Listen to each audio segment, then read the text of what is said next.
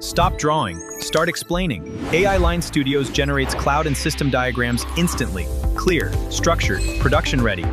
Hello everyone, welcome to AI Line Studio tutorial 27.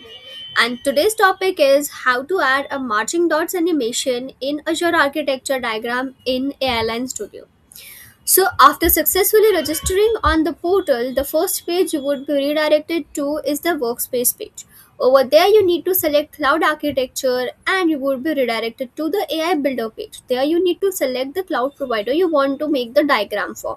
And as we are discussing Azure diagram, so you need to select Azure as the cloud provider. Here in the input, you can see I have generated the diagram for Azure Hub and Spoke. Okay, and this diagram got generated and displayed on my screen in just 15 to 20 seconds. You can also generate a diagram like this and save your hours. Now, today we are discussing about marching dots animation. So click on this animation button and click on marching dots and see that's how marching dots animation works. If you want to reduce the number of dots, you can reduce it like this. Increase, you can increase it like this. If you want to decrease the dot spacing like this, you can increase like this.